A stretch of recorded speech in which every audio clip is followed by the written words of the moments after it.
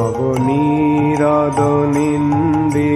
কান্তিধারম রসসাগর নাগর भूपवरं।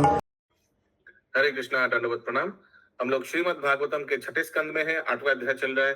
आज हम लोग श्लोक संख्या 34 से कंटिन्यू करेंगे। श्रीमद् भागवतम 6.8.34 ऑनवर्ड्स। ये नारायण कवच हम लोग पाठ कर रहे हैं और हमारे क्लास के बहुत ही वरिष्ठ, बहुत ही पुराने मेंबर शशि माता जी भी अभी वेंटिलेशन में है, आईसीयू में है। हम लोग ये नारायण कवच माता जी के कल्याण के लिए हम लोग उनको अर्पण कर सकते हैं और उनका कल्याण के लिए हम लोग भगवान को अर्पण कर सकते हैं। ओके, हालांकि भगवान को जो इच्छा होगा वो हम लोग मस्तक नत करके हम लोग उसको स्वीकार करेंगे। भगवान का जो भी इच्छा है वो जरूर माता जी का कल्याण के लिए ही होगा, शशि माता जी के लिए। हम लोग ये नारायण कवच उनके कृपा आशीर्वाद के लिए हम लोग पाठ करेंगे। ठीक है, आप लोग अगर सब सहमत है तो एक थम्स अप दे सकते हैं। थम्स अप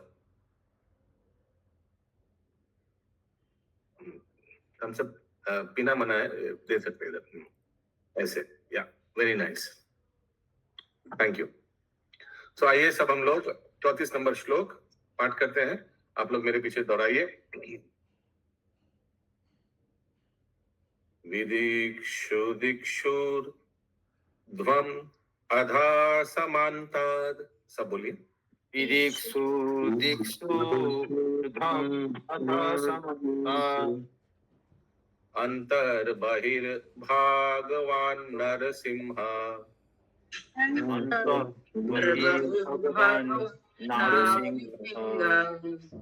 प्रहापयाल्लोक भयं स्वनेन।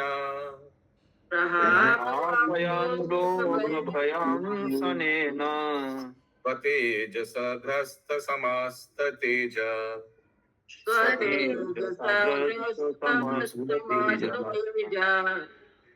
यस, आप में से कौन पढ़ना चाहेंगे? किनका नेटवर्क अच्छा है? Who wants to read?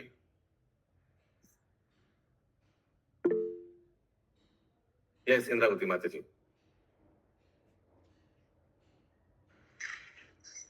हरे कृष्ण। अनुवाद। प्रहलाद महाराज ने भगवान नृसिंह देव के पवित्र नाम का उच्च स्वर से जप किया।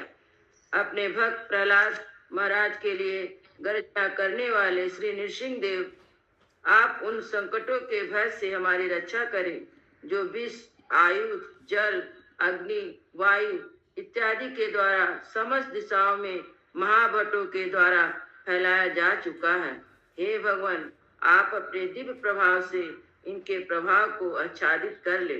भगवान नृसिंह देव समस्त दिशाओं में ऊपर नीचे बाहर भीतर हमारी रक्षा करें। हरे कृष्ण।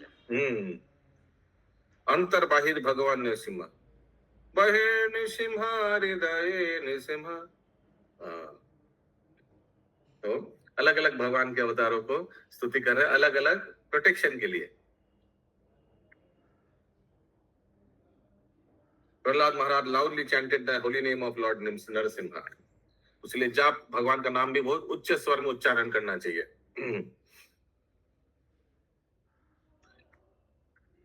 अगला श्लोक। माघवानिदम आख्यातम। बोलिए।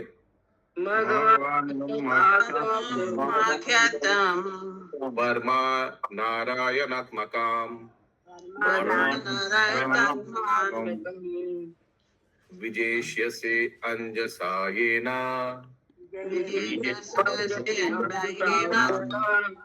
दांसितो असुर युथापान।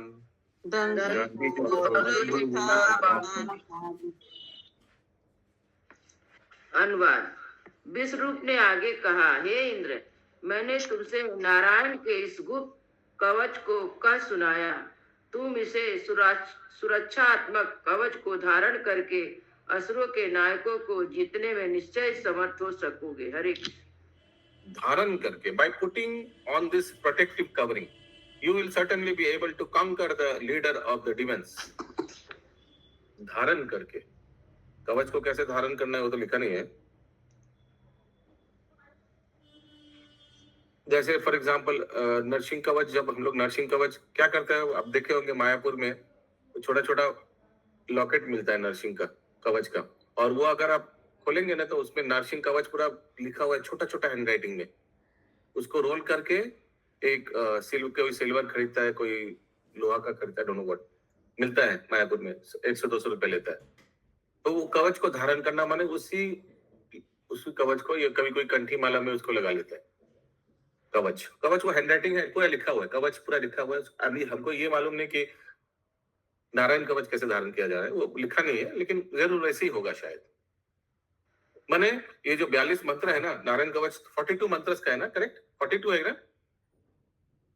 किसी को याद है? आया था क्वेश्चन कितना? 42 है मुझे।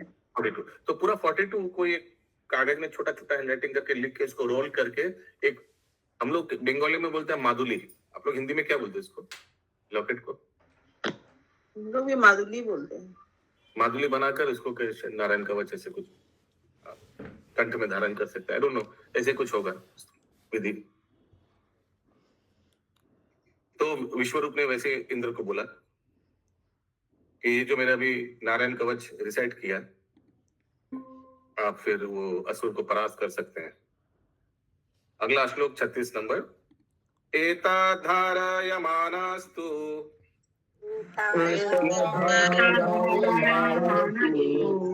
यम यम पश्यति चक्षुषा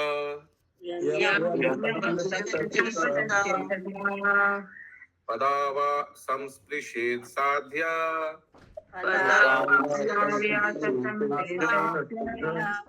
साध्वसात् सा विमुच्यते।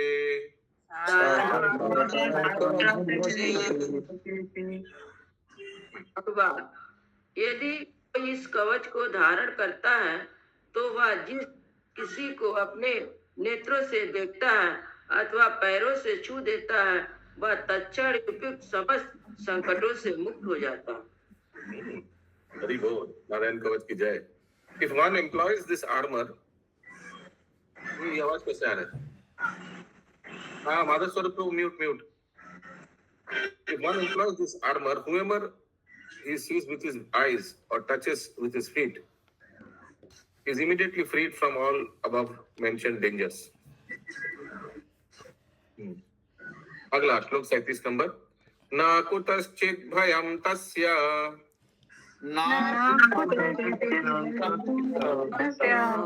विद्यं धारयतो भवेत्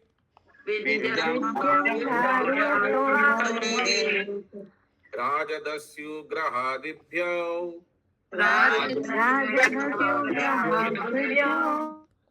व्याधि अधिभ्यश्च कर्हिचित्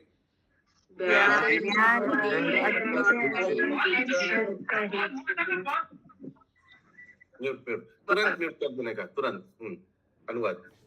नारायण कवच नामक यह स्रोत श्री नारायण के दिव्य रूप से संबंधित सूक्ष्म ज्ञान से युक्त है। जो इस स्रोत का प्रयोग करता है वह सरकार, लुटेरे, दुष्ट असुरों या किसी प्रकार के रोग द्वारा ना तो विचलित किया जाता है ना ही सताया जाता है। हरे कृष्ण। यहाँ तो देवता, ये दानव लोग लुटेरे था तो उनसे सताया नहीं जाएगा देवता लोग, तो इसीलिए नारायण कवच। नरसिंह कवच जैसा ही है। अगला श्लोक 38 नंबर। इमं विद्यं पुरा कश्चित्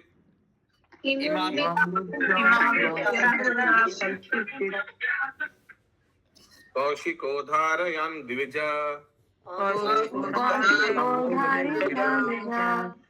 योगधारणया स्वङ्गं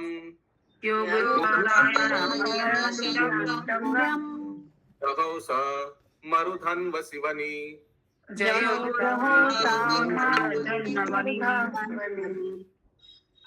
अनुवाद। हे देवेंद्र, प्राचीन काल में कौशिक नाम के एक ब्राह्मण ने इस कवच का प्रयोग किया और उसने अपने योग बल से मरुभूमि में जानबूझकर अपना शरीर त्याग दिया। हरे कृष्ण। ओके, जानबूझकर कहाँ शरीर त्याग गया? डेजर्ट में, मरुभूमि में, रेगिस्तान में। तस्योपरि विमानेन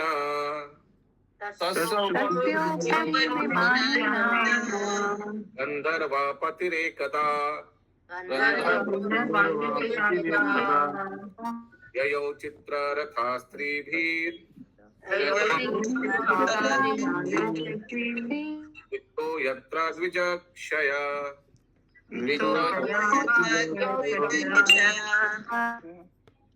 अनुवाद।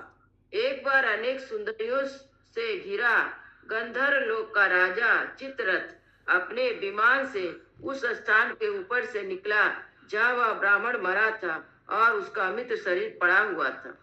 हरे कृष्ण। ब्राह्मण का नाम क्या था? कौशिका। रेगिस्तान में शरीर छोड़ दिया नारायण कवच पाठ करने के बाद। Give up his body, purposefully give up his body. Narayan कवच के बारे में दे लिखा है। नारायण कवच पाठ करने के बाद लिखा था क्या? ऐसे ही? हाँ, नारायण कवच पाठ करने के बाद जो की शक्ति आती है उनके अंदर में जो पावर आ जाता है प्रभु। 38 वाला अनुवाद पढ़िए फिर से। हे देवेंद्र, प्राचीन काल में कौशिक नाम के एक ब्राह्मण ने इस कवच का प्रयोग किया और उसने अपने योग बल से मरुभूमि में जानबूझकर अपना शरीर त्याग दिया। इंग्लिश में ये नहीं लिखा है। ओ किंग ऑफ हेवन, ब्राह्मण ने Kaushika formally used this armour. अच्छा, ये कवच यूज किया था, मैंने पाठ किया था, सही बोला। और पर्पसफुली लिखा है, जानबूझ के दे रख दिया, ऐसे कुछ लिखा है हिंदी में क्या? जी प्रभु जी। योग बल से जानबूझकर प्रभु जी, जानबूझकर अपना शरीर त्याग दिया। ओके। और चित्ररथ ऊपर से जा रहा था, शरीर के ऊपर से। गगनान्यापतात् साध्यो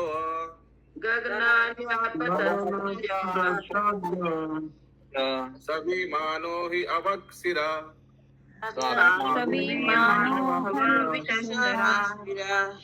सवाली खिल्य वचनात्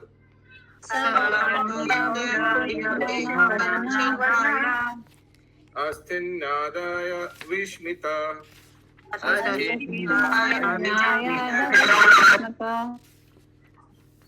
प्रास्य प्राची सरस्वत्याम्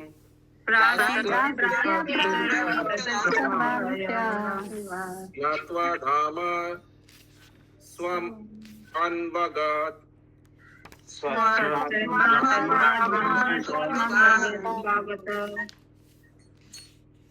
अनुवाद। अचानक चित्ररथ सिर के बल अपने विमान सहित नीचे गिरने पर विवश कर दिया गया। उसे आश्चर्य हुआ। बालिखिल मुनियों ने उसे आदेश दिया कि उस ब्राह्मण की अस्थियों को वहीं निकट स्थित सरस्वती नदी में प्रवाहित कर दे। उसे ऐसा ही करना पड़ा तथा अपने स्थान पर लौटने के पूर्व नदी में स्नान करना पड़ा। हरे कृष्ण। इसका मतलब ये कौशिक ब्राह्मण जो था उसका रेगिस्तान में पूरा हड्डी माने पूरा मांस फांस सब उड़ गया, सिर्फ हड्डी पड़ा हुआ था। तो अंतिम संस्कार जबरदस्ती करवाया गंधर्व से। क्यों? क्योंकि नारायण कवच पार पढ़ के उन्होंने अपना शरीर त्यागा था। यही है ना? श्री सुक उवाच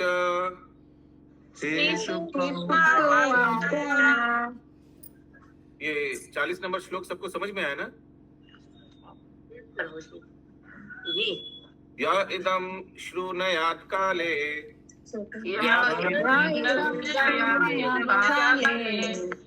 यो धारयति चाद्रिता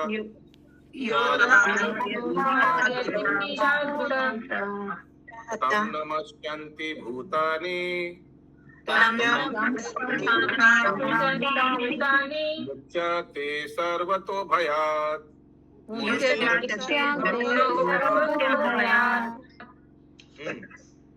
बोलिए प्रभु जी। ऊपर वाला जो श्लोक है प्रभु जी, तो वो अपना शरीर को जबरदस्ती क्यों त्यागा? डिटेल नहीं दिया हुआ, शायद उम्र हो गया होगा या शायद कोई व्याधि हुआ था, कुछ डिजीज हुआ था, तो उन्होंने योग बल पे शरीर को त्यागा नारायण कवच पाठ करते। वो ज्यादा इंपॉर्टेंट नहीं है, क्यों त्यागा।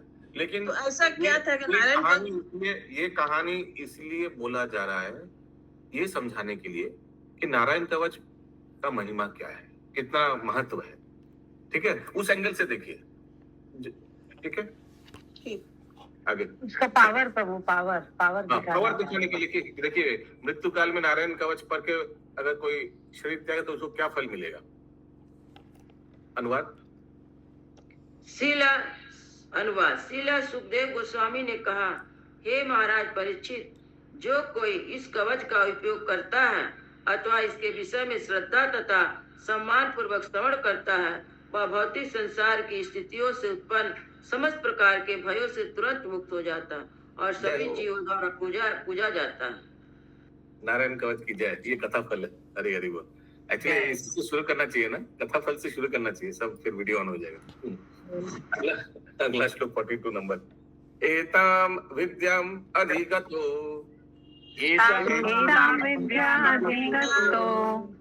विश्वरूप तथा क्रतु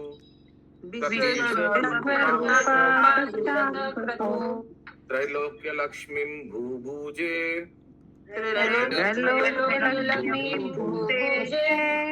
विनर्जित्या मृधे असुरान्।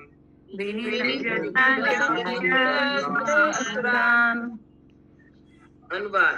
100 यज्ञों को करने वाले राजा इंद्र ने इस रक्षा स्तोत्र को विश्व रूप से प्राप्त किया। असुरों को जीत लेने के बाद उसने तीनों लोकों के सभी ऐश्वर्य का भोग किया। तात्पर्य। हरि बोल। देखिए तो कितना पावरफुल है कवच। विश्व रूप द्वारा एक second. After conquering the demons, he enjoyed all the opulences of the three world. फिर से आगे जैसा परिस्थिति हो गया इंद्र का। Who performed 100 sacrifices, received these prayers of protection from Vishwarup. अनुवाद। तात्पर्य।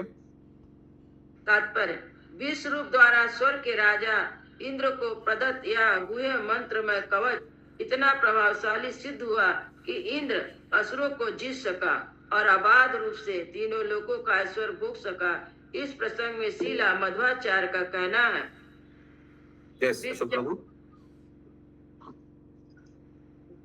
यहाँ पे भी समझ में आती है बात कि इंद्र के द्वारा बहुत सारे अपकर्म किए गए हैं, लेकिन इस कवच के माध्यम से भगवान को खुश करके वो ऑपुलेंस और वो लोक दोनों ही प्राप्त कर रहा।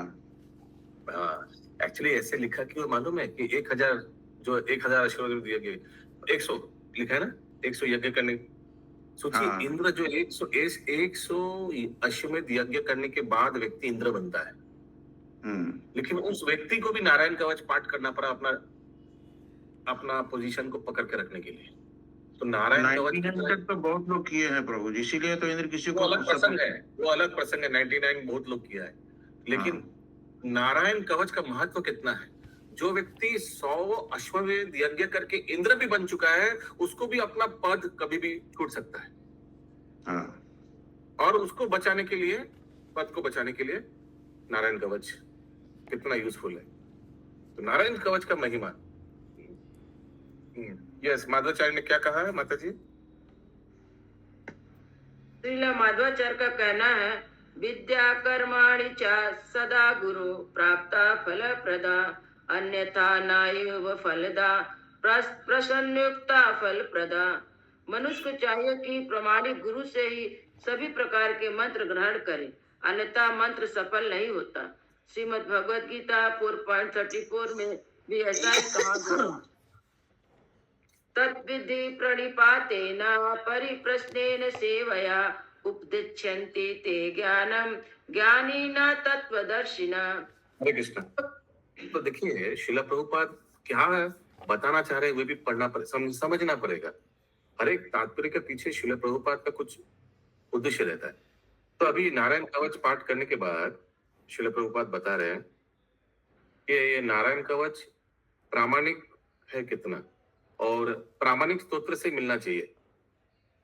जैसे ब्रह्मा जी ने आदेश दिया, जाओ विश्वरूप के पास। म्यूट करिए शाम प्रभु, म्यूट करिए। तो नारायण क्या बोल रहा था? हाँ, तो ब्रह्मा जी ने जो पारंपरिक माने प्रामाणिक व्यक्ति है, उन्होंने रेफरेंस दिया, जाओ विश्वरूप के पास जाकर नारायण कवच पाठ करवाओ। और देखिए सक्सेसफुली मिल भी गया ना राज्य वापस इंद्र को। तो शिला प्रभुपाद अभी भी बता रहे हैं क्यों ये सब क्यों घटा, क्योंकि it was bona fide discipline succession, प्रामाणिक गुरु परंपरा। The mystical mantra armour by given by Vishwarupa to Indra the king of heaven actually powerfully with the effect of Indra was able to conquer the asuras and enjoy the opulence to the three worlds without impediments. कोई विघ्न नहीं आया। क्यों विघ्न नहीं आया? Proper धारा से हुआ, प्रामाणिक गुरु से मिला उनको ये मंत्र। उसीलिए उसके अगले भाग माधवाचार्य का ये श्लोक कोट करके श्रील प्रभुपाद क्या बताना चाह रहा है? One must receive all kinds of mantra from a bona fide spiritual master. ठीक है, सिर्फ तात्पर्य पढ़ने से, फटाफट पढ़ने से नहीं होगा, समझना पड़ेगा। प्रभुपाद हर एक तात्पर्य में कुछ ना कुछ देना चाह रहे हैं। तो मंत्र भी प्रामाणिक, सोचिए हरे कृष्ण महामंत्र अगर बाहर भी मिल सकता है। मैं बता रहा हूँ, मेरा माता पिता ने खुद अभी नाम लेना ठीक होगा या आई डोंट नो, ये जादवपुर में बहुत फेमस बंगाली इंस्टीट्यूशन है, वहां से उन लोगों को मिला था ये हरे कृष्ण महामंत्र ही मिला था। राम ठाकुर दीक्षित उनारा बहुत फेमस बंगाली साधु है राम ठाकुर, बंगाल में बहुत लोग उनसे दीक्षा ले चुका है। यही मंत्र मिला है, हरिनाम। लेकिन मिलने के बाद क्या किया इन लोग ने कभी जप नहीं किया। गुरु भी ऐसे कुछ बोला नहीं था क्या नियम पालन करना पड़ेगा, 16 माला डेली जप करना पड़ेगा, कुछ नहीं, नथिंग। तो कुछ इफेक्ट नहीं हुआ। सो मंत्र मिलना ही ज्यादा जरूरी नहीं है, प्रामाणिक परंपरा से मिलना जरूरी है। क्योंकि मंत्र के साथ साथ और भी इसका नियम क्या क्या वो सब आते आ जाता है। इस्कॉन में आने के बाद जब यही मंत्र मिलता है तो पूरा हम लोग का जिंदगी चेंज कर देता है ये हरिनाम। उसी शिल प्रभुपाद इसको कोट करते हैं माधवाचार्य का। उसके बाद शिल प्रभुपाद बता रहे क्या? भगवत गीता का ये श्लोक तद विधि प्रणिपातेन परिप्रश्नेन सेवया, ये कोट करते हैं। क्यों कोट करते हैं? अभी वो सब श्रवण करते हैं। उसीलिए शिल प्रभुपाद का तात्पर्य बहुत ध्यान से पढ़िएगा, हर एक तात्पर्य के पीछे एक एजेंडा है। यस, आगे इंद्रावती माता जी। हरे कृष्ण। सतगुरु के शरणागत होकर दंडवत प्रणाम, बिना जिज्ञासा तथा निष्कपट भाव से उनकी सेवा करके उस तत्व को जान। तत्व को जानने वाले आत्मज्ञानी महापुरुषों तेरे लिए ज्ञान का उपदेश दे सकते हैं। सभी प्रकार के मंत्रों को वैद गुरु से ग्रहण करना चाहिए और शिष्यों को चाहिए कि गुरु के चरण कमलों की शरण में जाकर उन्हें सभी प्रकार से प्रसन्न रखे। पद्म पुराण में यह भी कहा गया है, संप्रदायी विहीनाए मंत्रास्ते निष्फला मता। गुरु शिष्य परंपराएं या तो संप्रदाय विहीन ये मंत्र, यही मंत्र अगर संप्रदाय से नहीं आ रहा है तो क्या हो जाएगा? निष्फला, कोई काम नहीं होगा। तो मंत्र तो वही है, दवाई वही है, लेकिन सही डॉक्टर ने प्रेस्क्राइब नहीं किया तो कोई फर्क नहीं पड़ेगा। हाँ, लेकिन यही भौतिक दवाई और आध्यात्मिक दवाई में यही फर्क है। आगे गुरु शिष्य परंपरा या संप्रदाय 4 प्रकार के हैं, ब्रह्म संप्रदाय, रुद्र संप्रदाय, श्री संप्रदाय तथा कुमार संप्रदाय। यदि कोई आध्यात्मिक ज्ञान में अग्रसर होना चाहता है तो उसे चाहिए कि वह इन प्रामाणिक संप्रदायों में से किसी से मंत्र ग्रहण करे, अन्यथा वह आध्यात्मिक जीवन में कभी अग्रसर नहीं हो सकेगा। इस प्रकार श्रीमद् भागवतम के 6ठ स्कंद के अंतर्गत नारायण कवच नामक 8वें अध्याय के भक्ति वेदांत तात्पर्य पूर्ण हुए। हरे कृष्ण। तो मैं भी आज पहली बार एक चीज सीखा इस तात्पर्य से कि मंत्र वो भी वही मंत्र, सेम मंत्र, हरिनाम मंत्र, लेकिन अगर प्रामाणिक संप्रदाय से नहीं हुआ तो कोई फल नहीं होगा। Very strong.